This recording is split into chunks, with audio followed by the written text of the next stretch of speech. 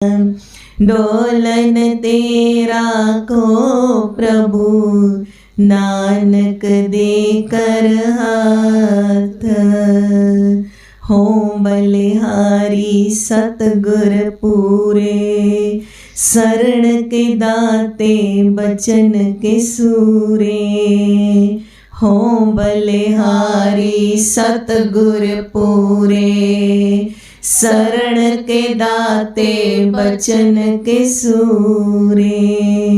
वाहिगुरु जी का खालसा वाहिगुरु जी की फतेह। ऐसे ने धन गुरु तेग बहादुर साहब महाराज शरण के दाते बचन के सूरे। जिहड़े शरण आए नू रखण जोग ने समर्थ ने दाते ने शरण आए नू शरण दे देंदे ने। दाते ने ना शरण दे देंदे ने। बचन के सूरे ते जो बचन करदे ने ओदी पालना सिर दे के भी करदे ने। बाहें जिन्हां दी पकड़ी है सिर दीजै बाहें ना छोड़िए।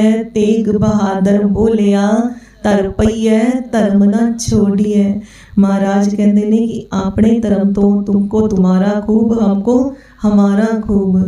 महाराज नूं जदों महाराज ने आगरे गिरफ्तारी दिती वड्डी सेना भेजी औरंगजेब ने। कल आप जी ने श्रवण किया महाराज नूं इत्थे तक लियाण लई ते अपनी जिहड़ी है सारी सभा संदा दी मंत्रियां दी जिवें एक बड़ी हंगामा मीटिंग बुलाई अपने दरबार कि हुण आ रहे ने धन गुरु तेग बहादुर साहब महाराज। उन्होंने रखना कित्थे वे किवें दा व्यवहार करना है ते जिवें दा राजा प्रजा भी उवें दी उहदे मंत्री ते सभासद सारे सलाह देण वाले वजीर ਉਹ ਕਹਿੰਦੇ ਨੇ ਜਿਹੜੀ ਪ੍ਰੇਤਾਂ ਦੀ ਹਵੇਲੀ ਹੈ ਨਾ ਉੱਥੇ ਠਹਿਰਾ ਦਿਓ ਰਾਤ ਨੂੰ।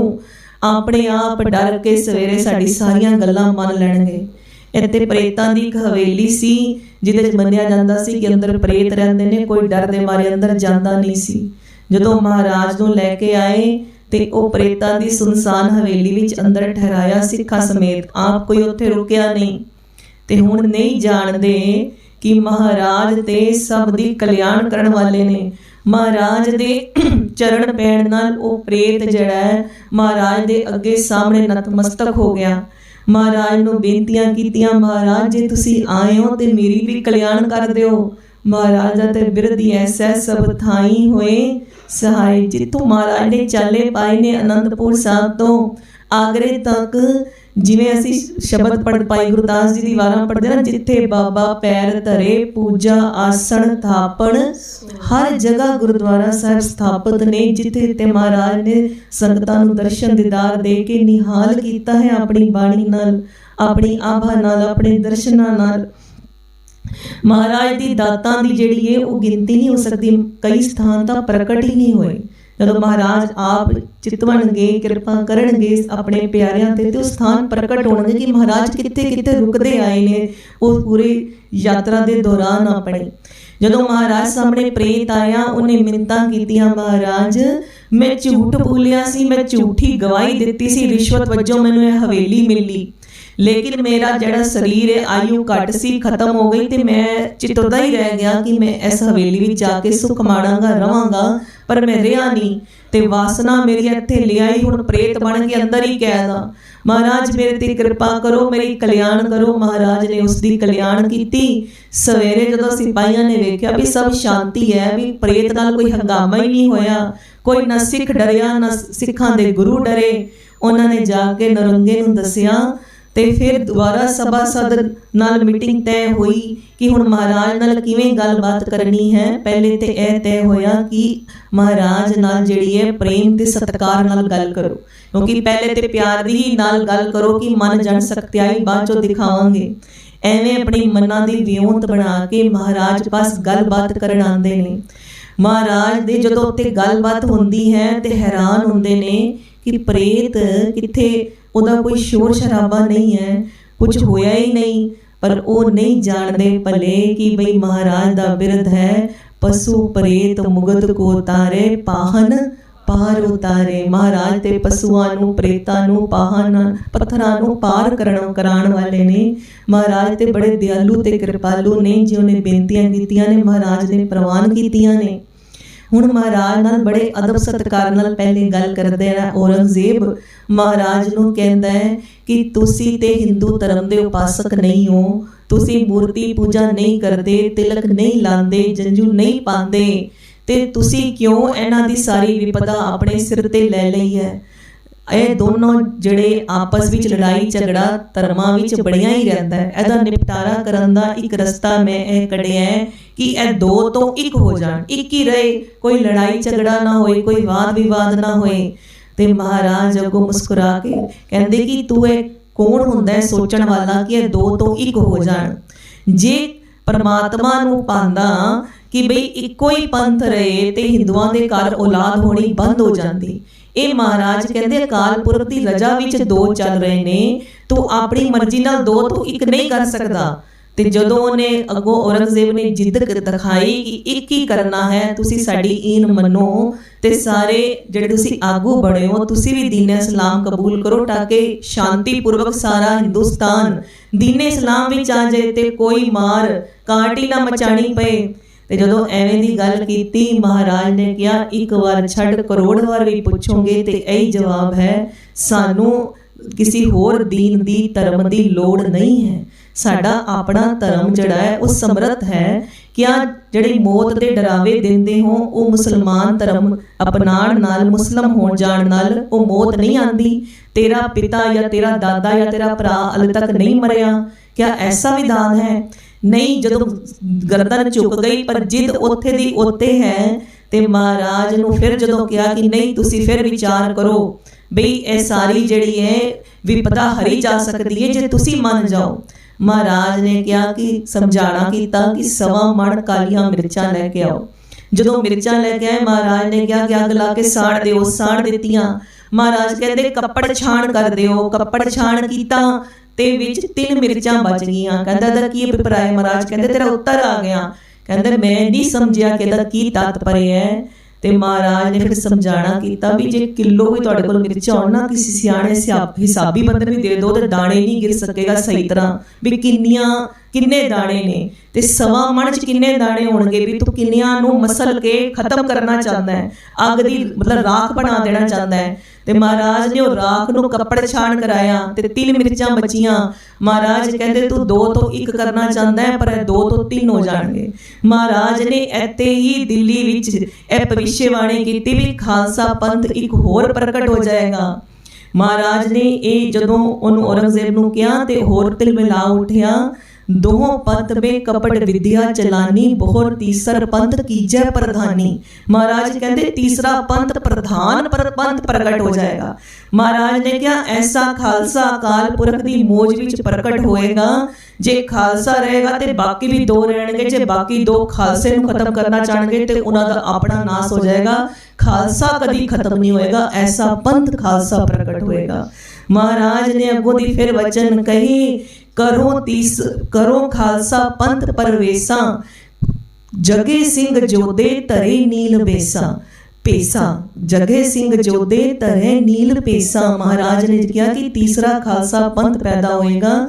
ਉਸ ਸਮੇਂ ਮੁਸਲਮਾਨ ਵੀ ਨੀਲੇ ਵਸਤਰ ਪਹਿਨਦੇ ਸੀ ਵੀ ਉਹ ਸਾਰਿਆਂ ਨੂੰ ਜਿਹੜੇ ਨੇ ਆਪਣੇ ਥੱਲੇ ਧਰ ਲੈਣਗੇ। ਮਹਾਰਾਜ ਨੇ ਐਵੇਂ ਕਿਹਾ ਸਗਲ ਰਾਜਸਨ ਕੋ ਪਕੜ ਵੇ ਖਪਾਵੇ। ਸਾਰੇ ਰਾਖਸ਼ਸ ਵ੍ਰਿਤੀ ਵਾਲਿਆਂ ਨੂੰ ਪਕੜ ਕੇ ਉਹ ਖਪਾ ਦੇਣਗੇ। ਸਭੇ ਜਗ ਸਿਉ ਤੁਨ ਫਤਿਹ ਕੀ ਬੁਲਾਵੇ। ਤੇ ਸਾਰੇ ਜਗਤ ਵਿੱਚ ਜਿਹੜੀ ਤੁਨ ਹੈ ਉਹ ਫਤਿਹ ਦੀ ਬੁਲਾਣਗੇ। ਜਦੋਂ ਮਹਾਰਾਜ ਨੇ ਐਸੀ ਗੱਲਾਂ ਕਹੀਆਂ ਤੇ ਫਿਰ ਉਹਨੇ ਸਮਝ ਲਿਆ ਕਿ ਮਹਾਰਾਜ ਈਨ ਮੰਨਣ ਵਾਲੇ ਨਹੀਂ ਨੇ। ਆਪਣੇ ਮੰਤਰੀਆਂ ਨਾਲ ਪੈਰ ਪਟਕਦਾ ਹੋਇਆ ਵਾਪਸ ਚਲਾ ਗਿਆ। ਫਿਰ ਸੋਚਿਆ ਕਿ ਹੁਣ ਕੀ ਕਰੀਏ। ਫਿਰ ਇਹ ਗੱਲ ਵਿਚਾਰੀ ਕਿ ਆਪਣੇ ਮੁਲਾਨੇ ਤੇ ਕਾਜ਼ੀ ਭੇਜਦੇ ਆ ਜਿਹੜੇ ਧਰਮ ਦੇ ਕੋਈ ਸਵਾਲ ਜਵਾਬ ਕਰਨ ਤੇ ਸਮਝਾਣਾ ਕਰਨ। ਜਦੋਂ ਕਾਜ਼ੀ ਤੇ ਮੁਲਾਣੇ ਆਏ ਮਹਾਰਾਜ ਨੂੰ ਫਿਰ ਤੋਂ ਸਮਝਾਉਣ ਲਈ ਧਾਰਮਿਕ ਦੇ ਪ੍ਰਸ਼ਨ ਉੱਤਰ ਕਰਕੇ ਤੇ ਮਹਾਰਾਜ ਨੇ ਉਹਨਾਂ ਨੂੰ ਸਮਝਾਣਾ ਕੀਤਾ ਕਿ ਇਸ ਸਰੀਰ ਦਾ ਕੋਈ ਨਾਮ ਨਹੀਂ ਹੁੰਦਾ ਵੀ ਤੁਸੀਂ ਕੋ ਮਾਫੀ। ਮਹਾਰਾਜ ਨੇ ਸਮਝਾਇਆ ਕਿ ਇਸ ਸਰੀਰ ਦਾ ਨਾਮ ਹੁੰਦਾ ਹੈ ਕਿ ਇਸ ਸਰੀਰ ਦਾ ਨਾਮ ਹੈ ਤੇਗ ਬਹਾਦਰ। ਤੁਸੀਂ ਆਏ ਹੋ ਤੇ ਸਰੀਰ ਦਾ ਤੁਹਾਡੇ ਸਰੀਰਾਂ ਦਾ ਨਾਮ ਹੈ। ਸਰੀਰ ਦੇ ਧਰਮ ਨੇ ਜੋ ਦਿਖ ਰਹੇ ਨੇ ਬਾਹਰੋਂ ਤੁਹਾਨੂੰ ਹਿੰਦੂ ਜਾਂ ਮੁਸਲਮਾਨ, पर आत्मा का कोई धर्म नहीं होता, आत्मा सतचित आनंद होती है। तो तुसी ते काजी ते मुल्ला हो, धर्म के ठेकेदार हो, तुहानू ते गल समझनी चाहिए कि धर्म के नाम ते कोई लड़ाई होती नहीं। धर्म ते शांति ते अमन मंगदा है, धर्म ते आपस विच एकता ते एक दूजे की मदद मंगदा है। धर्म विच कित्थों लड़ाई कि शरीर करके ये धर्म अपनाओ या ये धर्म अपनाओ। हर एक नूं स्वतंत्रता होनी चाहिए कि जिस रस्ते ते पंथ ते चल के अकाल पुरख वाहिगुरू जी नाल मिलाप करना चाहे, उस पंथ रस्ते ते चल के, पंथ दा मतलब रस्ता, उस रस्ते ते चल के अकाल पुरख वाहिगुरू जी नाल एक मिक हो जाए। इस स्वतंत्रता जिहड़ी है हर एक मनुख नूं मिलनी चाहिए है। महाराज ने जदों ऐसियां गल्लां कहीआं ते कहंदे तुसीं जे दीने इस्लाम कबूल नहीं करना ते औरंगजेब नूं करामात करके विखाओ, या ते दीने इस्लाम कबूल करो या करामात करके विखाओ, नहीं ते जिहड़ा तुहानूं अपने सीस दा त्याग करना पएगा। औरंगजेब ये गल नहीं मन्नेगा। ये तीन गल्लां ना बड़ियां रोह विच आके उन्होंने कहियां सारे मुल्लियां ने। ते फिर महाराज ने कहा भी जड़ी कहर दा नाम है, करामात जो है वो कहर दा नाम है। महाराज दे कहण तो भाव है कि करामात तां हर पल ही हो रही है। अगर देखो तुहाडा जिहड़ा अपना शरीर है यह भी अकाल पुरख वाहिगुरू जी वल्लों करामात ही है। सानू जो खाण नूं मिल रहा है, सूरज की गर्मी नाल फसलां आपां करी जाने, असीं भोजन छक रहे हां, सूरज चंद सब चल रहे ने, ये सारी करामात ही तां है। फिर जे तुसीं महाराज दे शरीर पासों ही करामात वेखना चाहो ते महाराज दे पास कश्मीरी पंडित जिहड़े ने वो मई विच गए सी ते आके जून जुलाई तक औरंगजेब नूं सुनेहा देता सी। नवंबर विच महाराज ने अपनी गिरफ्तारी आप आगरे विच आके दित्ती। आप कहा कि असीं तेग बहादुर ते आनंदपुर साहब तो आए हां, सारी तेरी सेना मिल के गुरु तेग बहादुर साहब नूं गिरफ्तार नहीं कर सकी जब तक महाराज ने आप नहीं चाया। ते एक कोई कला, एक करामात नहीं है कि तेरी सारी सेना लभ भी नहीं सकी। महाराज कितने महाराज ते हर जगह भाग लगांदे हो, इन्ना लंबा रस्ता तय करके आए ने, अखां देखण वालियां चाहिदियां ने। महाराज ने कहा करामात कहर दा नाम है। जे तू कहे कि जादूगर की तरह ते खड़े हो जाइए ते जो छोटे बच्चा नहीं जादूगर तमाशा दिखाता है भी अपने तमाशे विखाए ते बच्चे ताड़ियां मारते ने, उवें तू खुश होए ते ओह करामात दिखानी गुरु का वाजब नहीं है। ये कोई बन नहीं आंदी अकाल पुरख वाहिगुरू जी दा रूप धन गुरु तेग बहादुर साहब नूं कि वो खड़े हो के किसियां नूं खुश करन लई कुछ ਜਿਹੜੇ ने अहंकारी लोग ने, जुलमी लोग ने, उन्होंने खुश करने लई करामातां जादू करके दिखाण, ये बन नहीं आंदा। महाराज कहते सीस देना तो असीं तय करके आए हाँ, ये सीस दे के अपना खून पा के जिहड़ी नरंगे ने है जुलमां दी पट्ठी बाली है उन्होंने शांत तां ही करना ना, क्योंकि गुरु नानक पातशाह ने कहा सी जे जुलम दा राज करोगे तो अपना सीस दे के जिहड़ा राज दिता है वो वापस ले लांगे। वो समा आ गया जदों एवें महाराज ने कहा तो सारे मुल्ले और काजी भी पैर पटकदे हुए वापस चले गए। हुण अजमेर शरीफ दा जिहड़ा है वड्डा जिहड़ा काजी सी ना वो औरंगजेब नूं सुनेहा भेजदा है भी ऐ ते कोई वड्डा काम ही नहीं है जो जिहदे पिछे तुसीं इन्ने परेशान हो रहे हो। मेरे पास ऐसी अजमत है कि मैं गुरु तेग बहादुर साहब नूं मिलण जावांगा कारागृह विच ते उन्हां नूं छू के उन्हां दी सारी शक्ति खिच लवांगा ते फिर वो अपने आप दीने इस्लाम कबूल कर लैणगे। जदों एवें दी गल कही ते औरंगजेब बड़ा खुश हो गया, कहंदा इस तो वड्डी ते कोई गल ही नहीं है। जिवें साडे हुंदे ना ते वड्डे गुरुद्वारा साहब विच हैड ग्रंथी, जिवें बंगला साहब हैड ग्रंथी, सीसगंज साहब हैड ग्रंथी, एवें अजमेर शरीफ दा जिहड़ा ना काजी उहने गल कही। ओह हुण महाराज नूं मिलण आया लंबे चोले पा के प्रभाव पाने वास्ते, नाल ओदे 8-10 होर जत्थे दे जिवें बंदे चलदे ने उवें चल रहे ते महाराज जदों मिलण आया महाराज नूं पिंजरे विच कैद कीता होया है।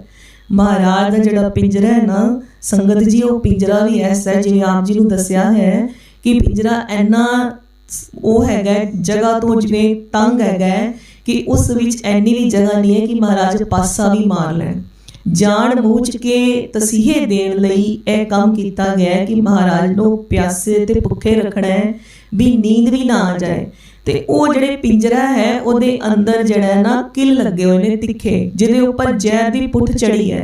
जे महाराज कोई टासरा लैण या पासा मारन की कोशिश करन ते वो जिहड़े किल ने वो महाराज दे शरीर नूं चुभ जाण, चुभणगे ते जिहड़ी जहर है वो शरीर विच चढ़ेगी ते शहीदी दा कारण अपने आप ही वापर जाएगा। पर महाराज नूं ऐसे तसीहां विच रखिया होया है ਜਦੋਂ ਮਹਾਰਾਜ ਨੂੰ ਕਾਜੀ ਮਿਲਣ ਆਉਂਦਾ ਹੈ, ਆ ਕੇ ਸਲਾਮ ਕਰਦਾ ਹੈ, ਤੇ ਮਹਾਰਾਜ ਦੇ ਜਿਹੜੇ ਪਾਵਨ ਪਵਿੱਤਰ ਹੱਥ ਨੇ ਨਾ, ਉਹ ਜਿਹੜਾ ਪਿੰਜਰਾ ਹੈ ਉਹਦੀ ਜਿਹੜੀ ਸਲਾਖਾਂ ਨੇ ਉਹਦੇ ਉੱਪਰ ਟਿਕੇ ਹੋਏ ਨੇ, ਤੇ ਮਹਾਰਾਜ ਦੇ ਹੱਥਾਂ ਨੂੰ ਛੂੰਹਦਾ ਹੈ ਇਸ ਭਾਵਨਾ ਨਾਲ ਕਿ ਮਹਾਰਾਜ ਦੀ ਸਾਰੀ ਸ਼ਕਤੀ ਮੇਰੇ ਪਾਸ ਆ ਜਾਏਗੀ। ਪਰ ਗੁਰੂ ਸਾਹਿਬ ਕੈਸੇ ਨੇ? ਉਸ ਸ਼ੀਸ਼ੇ ਵਰਗੇ ਨੇ, ਜਿਵੇਂ ਦਾ ਆਪਣਾ ਮੂੰਹ ਵੇਖੋ ਉਵੇਂ ਦਾ ਹੀ ਦਿਖੇਗਾ। ਸਤਿਗੁਰੂ ਸਭਨਾਂ ਦਾ ਭਲਾ ਮਨਾਇਂਦਾ, ਤਿਸ ਦਾ ਬੁਰਾ ਕਿਉਂ ਹੋਏ। ਜਦੋਂ ਮਹਾਰਾਜ ਦੇ ਹੱਥਾਂ ਨੂੰ ਛੂਹਿਆ ਤੇ ਉਹਦੀ ਸ਼ਕਤੀ ਸਾਰੀ ਖਿੱਚੀ ਗਈ। ਮਹਾਰਾਜ ਦੀ ਸ਼ਕਤੀ ਖਿੱਚਣਾ ਚਾਹੁੰਦਾ ਸੀ, ਉਸਦੀ ਸਾਰੀ ਸ਼ਕਤੀ ਖਿੱਚੀ ਗਈ। ਰੰਗ ਉੱਡ ਗਿਆ ਚਿਹਰੇ ਦਾ ਕਿ ਮੇਰੇ ਨਾਲ ਬਣਿਆ ਕੀ ਹੈ। ਤੇ ਮਹਾਰਾਜ ਜੀ ਉਸੇ ਵਕਤ ਮਿੰਨਤਾਂ ਤਰਲੇ ਪਾਣ ਲੱਗ ਗਿਆ, ਮਹਾਰਾਜ ਮੇਰੀ ਸਾਰੀ ਸ਼ਕਤੀ ਖਿੱਚੀ ਗਈ ਹੈ, ਮੇਰੇ ਨਾਲ ਇਸ ਤਰ੍ਹਾਂ ਨਾ ਕਰੋ। ਮਹਾਰਾਜ ਕਹਿੰਦੇ ਅਸੀਂ ਤੇ ਕੁਝ ਨਹੀਂ ਕੀਤਾ, ਤੂੰ ਜਿਸ ਭਾਵਨਾ ਨਾਲ ਛੂਹਿਆ ਹੈ ਤੈਨੂੰ ਵੈਸਾ ਫਲ ਮਿਲਿਆ ਹੈ। ਜਿਸ ਭਾਵਨਾ ਨਾਲ ਆਵਾਂਗੇ ਗੁਰਦੁਆਰਾ ਸਾਹਿਬ ਵੈਸਾ ਹੀ ਤੇ ਫਲ ਮਿਲੇਗਾ ਨਾ। ਜੇ ਭਾਈ ਮਰਦਾਨਾ ਜੀ ਨੇ ਇਹ ਸੋਚ ਕੇ ਸੇਵਾ ਕੀਤੀ ਸੀ ਕਿ ਵੀ ਵੱਡੇ ਮਹਾਂਪੁਰਖ ਨੇ ਤੇ ਭਾਈ ਮਰਦਾਨਾ ਜੀ ਵੱਡੇ ਮਹਾਂਪੁਰਖ ਬ੍ਰਹਮ ਗਿਆਨੀ ਬਣ ਗਏ। ਜੇ ਭਾਈ ਗੁਰੂ ਜੀ ਬਾਬਾ ਬੁੱਢਾ ਸਾਹਿਬ ਜੀ ਨੇ ਪੂਰਨ ਬ੍ਰਹਮ ਗਿਆਨੀ ਜਾਣ ਕੇ ਸੇਵਾ ਕੀਤੀ, ਉਹਨਾਂ ਨੂੰ ਬ੍ਰਹਮ ਗਿਆਨ ਦੀ ਅਵਸਥਾ ਪ੍ਰਾਪਤ ਹੋ ਗਈ। ਜੇ ਭਾਈ ਲਹਿਣਾ ਜੀ ਨੇ ਅਕਾਲ ਪੁਰਖ ਵਾਹਿਗੁਰੂ ਜੀ ਦਾ ਰੂਪ ਜਾਣ ਕੇ ਜਿਹੜੀ ਸੇਵਾ ਕੀਤੀ, ਤੇ ਮਹਾਰਾਜ ਨੇ ਉਹਨਾਂ ਨੂੰ ਅਕਾਲ ਪੁਰਖ ਦਾ ਰੂਪ ਆਪਣੇ ਵਰਗਾ ਹੀ ਲਹਿਣੇ ਤੋਂ ਅੰਗ ਨਾਲ ਲਗਾ ਕੇ ਅੰਗਦ ਬਣਾ ਕੇ ਗੁਰਿਆਈ ਤਖਤ ਤੇ ਵਿਰਾਜਮਾਨ ਕਰਤਾ। ਜੈਸੀ ਭਾਵਨਾ ਹੈ ਵੈਸਾ ਫਲ ਮਿਲਦਾ। ਮਹਾਰਾਜ ਕਹਿੰਦੇ ਅਸੀਂ ਤੇ ਕੁਝ ਨਹੀਂ ਕੀਤਾ। ਫਿਰ ਮਹਾਰਾਜ ਨੂੰ ਜਦੋਂ ਬਹੁਤ ਮਿੰਨਤਾਂ ਕੀਤੀਆਂ, ਮਹਾਰਾਜ ਨੇ ਕਿਰਪਾ ਕਰਕੇ ਉਹਦੀ ਸ਼ਕਤੀ ਉਹਨੂੰ ਵਾਪਸ ਕਰ ਦਿੱਤੀ। ਤੇਗ ਬਹਾਦਰ ਸਿਮਰਿਐ ਕਰ ਨੌ ਨਿਧ ਆਵੇ ਤਾਏ ਸਭ ਥਾਈ ਹੋਏ ਸੈ। ਐਸੇ ਦਿਆਲੂ ਹਿਰਦਾ ਹੈ ਜਿਹੜਾ ਆਪ ਮਹਾਰਾਜ ਦਾ ਬੁਰਾ ਕਰਨ ਆਇਆ, ਮਹਾਰਾਜ ਉਹਨੂੰ ਵੀ ਦਾਤ ਦੇ ਕੇ ਭੇਜ ਰਹੇ ਨੇ। ਐਸੇ ਦਿਆਲੂ ਮਹਾਰਾਜ ਨੇ। ਫਿਰ ਉਹ ਵੀ ਵਾਪਸ ਆ ਗਿਆ ਖਾਲੀ ਹੱਥ। ਤੇ ਇਸ ਸਮੇਂ ਦੀਵਾਨ ਮਤੀ ਦਾਸ ਜੀ ਨੂੰ ਬਹੁਤ ਰੋਆਇਆ। ਦੀਵਾਨ ਮਤੀ ਦਾਸ ਜੀ ਕਹਿੰਦੇ ਮਹਾਰਾਜ ਤੁਸੀਂ ਆਮ ਮਨੁੱਖਾਂ ਵਾਕਣ ਇਹ ਜ਼ੁਲਮ ਜਿਹੜਾ ਕਿਉਂ ਸਹਿਣ ਕਰ ਰਹੇ ਹੋ, ਕਿਉਂ ਐਵੇਂ ਵਰਤਾਅ ਕਰ ਰਹੇ ਹੋ ਜਿਵੇਂ ਤੁਸੀਂ ਆਮ ਮਨੁੱਖ ਹੋ। ਜੇ ਤੁਸੀਂ ਨਹੀਂ ਕਰਨਾ, ਤੁਸੀਂ ਆਪਣੇ ਭਾਣੇ ਅੰਦਰ ਇਵੇਂ ਹੀ ਆਪਣੀ ਰਜ਼ਾ ਵਿੱਚ ਰਾਜ਼ੀ ਰਹੋ। ਮੈਨੂੰ ਹੁਕਮ ਕਰੋ ਮਹਾਰਾਜ, ਮੈਂ ਇਹ ਤੁਰਕਾਂ ਦਾ ਨਾਸ ਕਰ ਦਿਆਂ, ਮੈਂ ਲਾਹੌਰ ਤੇ ਦਿੱਲੀ ਦੀ ਇੱਟ ਨਾਲ ਇੱਟ ਖੜਕਾ ਦਿਆਂ, ਮੈਂ ਇੱਕ ਤਾੜੀ ਮਾਰ ਕੇ ਸਭ ਕੁਝ ਨਾਸ ਕਰ ਦਿਆਂ। ਮਹਾਰਾਜ ਨੇ ਜਦੋਂ ਇਸ ਤਰ੍ਹਾਂ ਕਿਹਾ, ਜਦੋਂ ਦੀਵਾਨ ਮਤੀ ਦਾਸ ਜੀ ਨੇ ਇਸ ਤਰ੍ਹਾਂ ਕਿਹਾ, ਤੇ ਮਹਾਰਾਜ ਨੇ ਪੁੱਛਿਆ ਮਤੀ ਦਾਸ ਜੀ ਤੁਹਾਡੇ ਕੋਲ ਇਹ ਜਿਹੜੀ ਸ਼ਕਤੀ ਹੈ ਉਹ ਕਿਸ ਤਰ੍ਹਾਂ ਆਈ ਹੈ। ਤੇ ਮਤੀ ਦਾਸ ਜੀ ਨੇ ਕਿਹਾ ਮਹਾਰਾਜ ਜੋ ਤੁਸੀਂ ਗੰਨੇ ਚੂਪ ਕੇ ਉਹ ਜਿਹੜਾ ਫੋਗ ਹੁੰਦਾ ਮੂੰਹ ਚੋਂ ਕੱਢ ਕੇ ਸੁੱਟਿਆ ਨਾ, ਤੇ ਮਹਾਰਾਜ ਮੈਂ ਆਪ ਜੀ ਦਾ ਸ਼ੀਤ ਪ੍ਰਸ਼ਾਦ ਗ੍ਰਹਿਣ ਕਰ ਲਿੱਤਾ ਸੀ, ਤੇ ਉਹਦੇ ਸਦਕਾ ਇਹ ਸ਼ਕਤੀ ਮੇਰੇ ਪਾਸ ਆਈ ਹੈ। ਮਹਾਰਾਜ ਕਹਿੰਦੇ ਫਿਰ ਮਤੀ ਦਾਸ ਜੀ ਕੀ ਜਾਣਦੇ ਹੋ ਕਿ ਫਿਰ ਕੀ ਸਾਡੇ ਪਾਸ ਸ਼ਕਤੀ ਨਹੀਂ ਹੈ? ਨਹੀਂ ਮਹਾਰਾਜ, ਮਹਾਰਾਜ ਦੇ ਚਰਨਾਂ ਵੱਲ ਤੱਕ ਕੇ ਨਹੀਂ ਮਹਾਰਾਜ, ਆਪ ਤਾਂ ਸ਼ਕਤੀ ਦਾ ਸਮੁੰਦਰ ਹੋ। ਸਾਰੀ ਸ਼ਕਤੀਆਂ ਹੀ ਜਿਹੜੀਆਂ ਵੀ ਬ੍ਰਹਮਾਂਡ ਵਿੱਚ ਵਿਆਪਤ ਨੇ ਆਪ ਜੀ ਪਾਸੋਂ ਹੀ ਹੋ ਕੇ ਆਉਂਦੀਆਂ ਨੇ। ਮੇਰੇ ਪਾਸ ਤੇ ਮਹਾਰਾਜ ਕੋਈ 2-4 ਚੰਦ ਬੂੰਦਾਂ ਹੀ ਨੇ। ਤੇ ਮਹਾਰਾਜ ਨੇ ਕਿਹਾ ਫਿਰ ਉਹ ਸੰਭਾਲ ਕੇ ਰੱਖੋ, ਇਹਨੂੰ ਉਛਲਣ ਨਾ ਦਿਓ। ਜਿਹੜੀ ਪੜ੍ਹਾਈ ਅਸੀਂ ਪੜ੍ਹਾ ਰਹੇ ਹਾਂ, ਮਹਾਰਾਜ ਕਹਿੰਦੇ ਅਕਾਲ ਪੁਰਖ ਵਾਹਿਗੁਰੂ ਜੀ ਦੇ ਭਾਣੇ ਅੰਦਰ ਰਹਿ ਕੇ ਉਹ ਪੜ੍ਹਾਈ ਪੜ੍ਹੋ। ਜਿਹੜੀ ਗੁਰੂ ਅਰਜਨ ਦੇਵ ਮਹਾਰਾਜ ਨੇ ਪੜ੍ਹਾਈ ਸੀ, ਤੇਰਾ ਕੀਆ ਮੀਠਾ ਲਾਗੇ। ਮਹਾਰਾਜ ਕਹਿੰਦੇ ਤੱਤੀ ਤਵੀ ਤੇ ਬਹਿ ਕੇ ਜਿਹੜੀ ਪੜ੍ਹਾਈ ਗੁਰੂ ਨੇ ਪੜ੍ਹਾਈ ਹੈ ਨਾ, ਉਹ ਪੜ੍ਹਾਈ ਪੜ੍ਹਨੀ ਹੈ। ਦੇਖੋ ਇਹ ਪੜ੍ਹਾਈ ਜਿਹੜੀ ਹੈ ਨਾ ਬੜੀ ਔਖੀ ਹੈ, ਹੁਕਮ ਤੇ ਭਾਣੇ ਵਿੱਚ ਰਹਿਣ ਵਾਲੀ। ਅਸੀਂ ਜਿਹੜੇ ਨੇ ਪ੍ਰੇਮ ਵਿੱਚ ਮਹਾਰਾਜ ਨੂੰ ਬੇਨਤੀਆਂ ਕਰਦੇ ਹਾਂ, ਮਹਾਰਾਜ ਸਾਡਾ ਦੁੱਖ ਕੱਟ ਦਿਓ। ਜਿਵੇਂ ਅਸੀਂ ਮਹਾਰਾਜ ਦੀ ਵੀ ਭਗਤਾਂ ਦੀ ਬਾਣੀ ਵੀ ਦਰਜ ਹੈ, ਜਿਵੇਂ ਕਹਿੰਦੇ ਨਾ ਭੁੱਖੇ ਭਗਤ ਨਾ ਕੀਜੈ ਇਹ ਮਾਲਾ ਆਪਣੀ ਲੀਜੈ, ਕਿ ਮੇਰੇ ਕੋਲ ਭੁੱਖੇ ਭਗਤ ਨਹੀਂ ਹੁੰਦੀ, ਖਾਣ ਨੂੰ ਰੋਟੀ ਤੋਂ ਦਾਲ ਸੀਦਾ ਮੰਗੋ ਕਿਉਂ ਤੁਮ ਹਮਰਾ ਖੁਸ਼ੀ ਕਰੇ ਨਿਤ ਜਿਉ। ਇਹ ਵੀ ਅਸੀਂ ਆਰਤੀ ਵਿੱਚ ਗਾਉਂਦੇ ਹਾਂ ਕਿ ਕਰ ਕੀ ਗਹਿਨ ਚੰਗੀ ਜਨ ਤਨ ਨਾ ਲੈਵੈ। ਇਹ ਸਾਰੀਆਂ ਮੰਗਾਂ ਮੰਗਦੇ ਹਾਂ, ਪਰ ਮਹਾਰਾਜ ਕੀ ਕਹਿੰਦੇ ਨੇ, ਜੇ ਭੁੱਖ ਦੇ ਤਾਂ ਇਤ ਹੀ ਰਾਜਾ ਦੁੱਖ ਵਿੱਚ ਸੁਖ ਮਨਾਈ। ਮਹਾਰਾਜ ਕਹਿੰਦੇ ਨੇ ਇਹ ਖੇਡ ਖਡਾਣੀ ਹੈ ਤੁਹਾਨੂੰ ਕਿ ਭਾਣੇ ਅੰਦਰ ਕਿਵੇਂ ਰਹਿਣਾ ਹੈ। ਇਹ ਹੋਰ ਵੀ ਇੱਕ ਸੀੜੀ ਉੱਪਰ ਚੜ ਜਾਣਾ ਕਿ ਮਹਾਰਾਜ ਦੇ ਦਿੱਤੇ ਹੋਏ ਭਾਣੇ ਨੂੰ ਹਰ ਤਰ੍ਹਾਂ ਹੱਸ ਕੇ ਕਬੂਲ ਕਰਨਾ। ਇਹਦੇ ਵਿੱਚ ਕੀ ਮਹਾਰਾਜ ਕਹਿੰਦੇ ਨੇ, ਜੇ ਭੁੱਖ ਦੇ ਤਾਂ ਇਤ ਹੀ ਰਾਜਾ ਦੁੱਖ ਵਿੱਚ ਸੁਖ ਮਨਾਈ। ਉਹਦੇ ਵਿੱਚ ਅਸੀਂ ਕੀ ਕਰ ਰਹੇ ਹਾਂ, ਭੁੱਖੇ ਭਗਤ ਨਾ ਕੀਜੈ ਇਹ ਮਾਲਾ ਆਪਣੀ ਲੀਜੈ। ਇਹ ਦੋਨੋਂ ਅਵਸਥਾ ਨੇ ਗੁਰਬਾਣੀ ਵਿੱਚ, ਹਰ ਅਵਸਥਾ ਦੀ ਜਿਹੜੀ ਹੈ ਉਹ ਭੇਦ ਖੋਲਦੀ ਹੈ। ਮਹਾਰਾਜ ਕਹਿੰਦੇ हरजन ऐसा चाहिए जैसा हरि होए, जेवड़ आप तेवड़ तेरी। जिवें दे महाराज ने उवें दी दात अपने गुरसिखां नूं देनी है महाराज ने। महाराज कहते ਉਹ पढ़ाई पढ़ानी है ते पढ़ाई पढ़ो। भाई मती दास जी ने अपना सीस झुका लेता महाराज दे अगे। हुण महाराज नूं एक सिख जिहड़ा है वो आनंदपुर साहब तो मिलण आया है ते जिहड़ा हुण औरंगजेब है ना उन्हां दी चाल है हुकूमत दी कि इस सीड़ विच जिहड़ा भी सुनिया महाराज नूं आनंदपुर साहब तो आंदा ना उन्हां सिखां नूं मिलण दिता जाए। क्यों मिलण दिता जाए कि महाराज किसी भी तरीके नाल ईन साडी मन नहीं रहे ने। जदों परिवार वालों आनंदपुर साहब हसदा खेड़दा छड़ के आए ने, महाराज दे माता जी ने, महल ने, पुत्र है, पूरा परिवार है महाराज दा, गुरियाई गद्दी है, इन्नी ठाट बाट है आनंदपुर साहब। जे उथों परिवार वालों कोई मोह भरे स्नेह आणगे ना ते महाराज अपना शहीदी देण दा जिहड़ा इरादा वो त्याग देणगे। इस मनशे नाल उस सिख नूं मिलण दिता गया। जदों सिख आया उन्हें कारागृह विच महाराज नूं पिंजरे विच वेख्या, उहदा दिल डोल गया। महाराज दे चरणां ते झुक गया कि महाराज दी ऐसी अवस्था वेखी नहीं जा रही। महाराज ने उहदे सीस ते मेहर भरे हथ रखिया, उहनूं जदों टाटस दित्ती, वो जदों खड़ा होया फिर महाराज दे दर्शन कीते मुख दे कि महाराज दा चेहरा ते उवें ही शांतमई ते खिड़िया होया, उवें ही बरकतां देण वाला है। फिर उहदे दिल नूं कुछ शांत आई। महाराज नूं पुछदा, महाराज मैं घर जाके आनंदपुर साहब की कवांगा?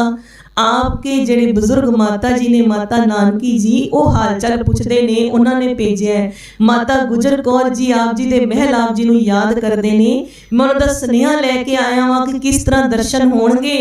महाराज माता नानकी जी ते माता गुजर कौर जी ने कहा है कि महाराज नूं बेनती करना अपने हाथ नाल लिख के उपदेश सानू कोई सुख स्नेहा देण। जदों ऐसी बेनती कीती ते महाराज ने उस तंग जगह ते तंग पिंजरे विच श्लोक महला 9 दी जिहड़ी है वैरागमई बाणी अपने हाथ नाल लिख के उस सिख नूं दित्ती। महाराज ने इस बाणी दे कुछ श्लोक जिहड़े ने उस संगतां ते सिखां प्रति उपदेश रूप विच कहे, जो असीं कहने आ गुण गोबिंद गायो नहीं जन्म अकारथ कीन, कहो नानक हर पज मना जय बिद जल को मीन। महाराज ने पहले अपने सिखां संगतां लई सारे श्लोक कहे। देखो महाराज दा बिरद कैसे है, अपनी माता जी लई बाद चों लिखिया है, गुरु के महल माता गुजर कौर जी लई बाद चों लिखिया है, अपने पुत्र गुरु गोबिंद सिंह महाराज लई बाद चों लिखिया है। पहले सिखां लई सारे श्लोक लिखे ने, फिर महाराज ने एक श्लोक अपने माता नानकी जी लई लिखिया है। महाराज कहते चिंता ताकी कीजिए जो अनहोनी होए, ए मार्ग संसार को नानक थिर नहीं कोए। फिर अपने महल माता गुजर कौर जी ले लिखते ने, जो उपजो सो बिनस है परो आज कै काल, नानक हर गुण गाए ले छाड़ सगल जंजाल। माता जी को समझाना कर देने, निज घर देखे ओ जगत में को काहू को नाहे, नानक तिर हर भगत है तेरा को मन माए। महाराज जदों इस तरह लिखते ने, फिर महाराज अपने सपुत्र साहिबजादा धन गुरु गोबिंद सिंह जी महाराज लई लिखते ने। इस समय महाराज गुरियाई देण तो पहला परख करना चाहते ने, जो गुरु घर दी मर्यादा है कि गुरियाई देण तो पहले परख करनी। गुरु नानक देव जी ने गुरु अंगद देव जी दी कीती, गुरु अंगद देव जी ने गुरु अमरदास महाराज दी कीती। इसी मर्यादा अनुसार महाराज हुण देखना चाहते ने कि गुरु गोबिंद सिंह जी महाराज हुण गुरियाई ते विराजमान होने दे काबिल ने। महाराज हालांकि सब कुछ जानते ने, पर संगत सामने जो मर्यादा है वो मर्यादा करनी है। महाराज नूं भली भांति पता है कि गुरु गोबिंद सिंह जी महाराज आप निरंकार दा स्वरूप ने, पूरी शक्तियां दे मालक ने, सर्व कला समर्थ ने। जदों महाराज हले गुरु गोबिंद सिंह जी महाराज माता गुजर कौर जी हले महाराज दे आए नहीं सी, अपने प्रकाश धारण नहीं कीता सी, ते उधरों राजा राम सिंह दे स्नेह ते महाराज जदों कुमरू देश जांदे ने ना, ते माता गुजर कौर जी नूं कहंदे ने कि जदों साहिबजादा जी आ जाणगे ना, ते साहिबजादा जान के झिड़किओ ना। महाराज ने क्या कदी झिड़किओ ना, वो आप निरंकार दे स्वरूप ने, अदब विच सत्कार विच रहो। ते माता गुजर कौर जी कहंदे जी कोई निरादरी ना हो जाए, कदी झिड़किया ना जाए। महाराज कहंदे फिर भी ध्यान रखिया कोई निरादरी ना होए, उन्हां दे वचन दा पालन करना। हले प्रकाश नहीं होया, देखो महाराज दे हुंदे ही कह रहे ने कि जो गुरु गोबिंद सिंह जी महाराज जो साहिबजादा कहणगे, अपने महल माता गुजर कौर जी नूं कहंदे उन्हां दे ही हुक्म विच रहना तुसी, जब तक मैं वापस नहीं आंदा। आप निरंकार दा स्वरूप तुहाडे घर आ रहे हैं। महाराज सब जानते ने, पर फिर भी जो मर्यादा है गुरु घर दी वो पूरी करनी है। ते महाराज ने फिर दोहरा तो जो असीं श्लोक पढ़दे हां, बल छुट क्यों बंधन परे, कछु न होत उपाय, कहो नानक अब ओट हर, गज ज्यों हो सहाय। ਇਹ वाला श्लोक लिखिया। इस श्लोक तो भाव सी कि महाराज इस तरह परख कर रहे ने कि मेरे सारे जड़े ने बल खत्म हो गया, बंधन मैनू आ पे ने, हुण तुसी मेरी सहायता करो। कि महाराज ते आप ही गुरु तेग बहादुर साहब जी सर्व कला समर्थ ने, सारे जड़े हुक्मी अंदर सबको बाहर हुक्म ना कोई, महाराज दे हुक्म तो बाहर कुछ है ही नहीं। चंद सूरज करो करोड़ी चलत रांत, सब महाराज दे हुक्म ते भै भवनी विच चलदे ने। पर महाराज परख लई कहंदे ने बल छुट क्यों बंधन परे, कछु न होत उपाय, कि कोई उपाय नहीं हो रहा। कहो नानक अब ओट हर, गज ज्यों हो सहाय, कि जिवें गज दे सहाय कोई सी एकदम छेती ना ला के एवें जल्दी ना लाओ ते मेरी मदद करो। महाराज ने जदों इह श्लोक लिख के भेजिया ते सिख नूं कहा कि जल्दी ना चले जाओ, रस्ते विच किथे नहीं रुकना, हवा दे वेग नाल जाना है। जद महाराज कोई भी आदेश देंदे ने ना, उहदा भाव हुंदा है महाराज आशीर्वाद दे रहे ने, भी महाराज जो कह रहे ने उवें ही होएगा। महाराज सानू कह देण, कुछ भी कह देण, मतलब वो इहदा मतलब महाराज आशीर्वाद दे रहे ने, वो काम होएगा ही होएगा। महाराज कहते वो दिल्ली तो चल के अनंदपुर साहब जाना है, विच रुकना नहीं है घोड़े ते, पवन दे वेग नाल फटाफट जाना है। ਇਹ ਸੁਨੇਹਾ जा के साडे पुत्र नूं देना है, ते उन्हां नूं कहना है कि पिता जी ने कहा है कि वापसी उत्तर लिख के मैनूं जल्दी नाल भेजो। ते ये जदों सिख है उत्थों दी चल के आनंदपुर साहब जदों आंदा है, ते महाराज गुरु गोबिंद सिंह जी महाराज जिहड़े ने वो दरबार सजा के बैठे ने।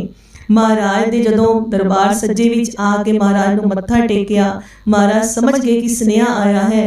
फिर महाराज दे हाथ विच पत्रिका रखी, धन गुरु गोबिंद सिंह जी महाराज बड़े अदब सत्कार ते प्रेम नाल मत्था टेकदे ने अपने अपने गुरु पिता जी दे लिखे हुए वचनां नूं।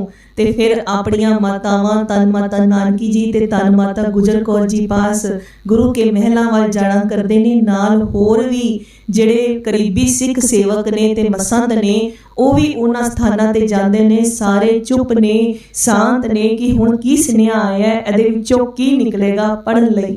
जदों जांदे ने जाके माता नानकी जी नूं अपनी दादी जी नूं मत्था टेकदे ने, माता गुजर कौर जी नूं मत्था टेक के कहंदे ने कि पिता जी दा सुनेहा आया है।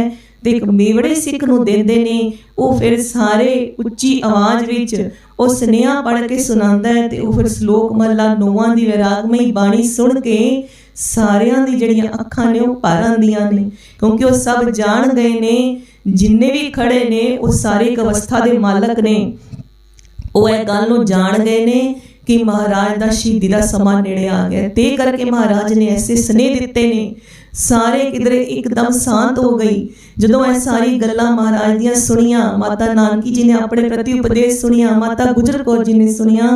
फिर जदों सिख ने गुरु साहब के प्रति, गुरु गोबिंद सिंह जी महाराज के प्रति भी संदेश पढ़ के सुनाया ते कहा, महाराज धन गुरु तेग बहादुर साहब जी ने मेरे ताई आदेश किया है कि इहदा उत्तर लैके जल्दी आओ। महाराज फिर समझ गए, धन गुरु गोबिंद सिंह जी महाराज विचार लेता कि हुण समा बहुत घट है ते हुण एक सिख नूं तेज घोड़ा दे के वापस भेजना पएगा। सुनेहा लिख के ते फिर महाराज ने यह भी विचार की कि सीस की संभाल करने लई भी इत्थों भाई जैता जी की ड्यूटी लगा के उन्होंने भी भेजना पएगा। महाराज ने विचार की कि महाराज हुण अपने प्रति जो सुनिया है ना उन्होंने पढ़ के विचार करते ने कि गुरु साहब ने ऐसा क्यों लिखा है, बल छुट क्यों बंधन परे कछु न हो तो पाए, कहो नानक बोट हर गज जो हो सहाय। महाराज कृपा करन, कल तो असीं इत्थे शुरू करांगे क्योंकि समय की समाप्ति है, समय की हद विच रहना चाहिए है। होइयां बेअंत बेअंत भुल्लां बख्श लैणियां जी, कृपा रखनी, संगत विच रोज़ आना, क्योंकि महाराज के जिहड़े दर्शन करते हैं ना तो महाराज नाल फिर डैडी प्रीत ते वैराग भी वधदा है। जदों भाई वीर सिंह जी की रचनावां पढ़ोगे ना तो वह कहते ने जदों भी अपने गुरु साहब के दर्शन करो साखियां दे, कदी भी इस तरह दर्शन ना करो कि बड़े साल पहले कुछ होया सी ते असीं सुन रहे हां। दर्शन इस तरह करया करो, अखां बंद करके महाराज के चरणों का ध्यान करके या महाराज के स्वरूप के दर्शन करते हुए कि यह सब कुछ मेरी अखां के सामने होने वापर रहा है, यह सब कुछ हो रहा है। एवें दर्शन क्यों करने ने? कहते महाराज ने तुहानूं संगत विच बैठा के अपनी हजूरी विच यह दर्शन आप करा रहे हैं। क्यों करा रहे हैं? क्योंकि महाराज कृपा दे घर आए ने। महाराज चाहते ने कि तुहाडे दिलां विच उन्हां दे प्रति, गुरु घर दे प्रति, गुरु साहब दे प्रति प्रीत ते वैराग वधे। जदों प्रीत वधेगी, जदों सुनोगे, दर्शन करोगे, ताई तक घर जाके याद करोगे तो बार बार कहोगे धन गुरु तेग बहादुर साहिब, धन गुरु तेग बहादुर साहिब, धन गुरु तेग बहादुर साहिब, धन गुरु। जदों सिक्खी दियां बातां सुनोगे, दर्शन करोगे कि सिख सेवक महाराज नाल किवें रहिंदे सी ते जाच आएगी सिक्खी निभाई दी किवें दी है, सिक्खी की कहंदी है, सिक्खी जीवन जाच ते है। फिर जाच आएगी कि महाराज दे घर दे की असूल ने।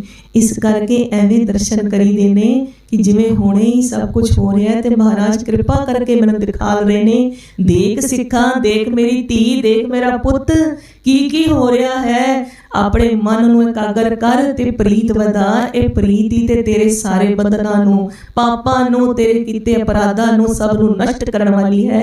प्रीत विच एक अथरू भी आ गया तो सारे पाप धो के रख देगी। धन गुरु तेग बहादुर साहिब, धन गुरु तेग बहादुर साहिब, धन गुरु तेग बहादुर साहिब। झूलते निशान रहे, सजते दीवान रहे। वाहिगुरु जी का खालसा, वाहिगुरु जी की फतेह।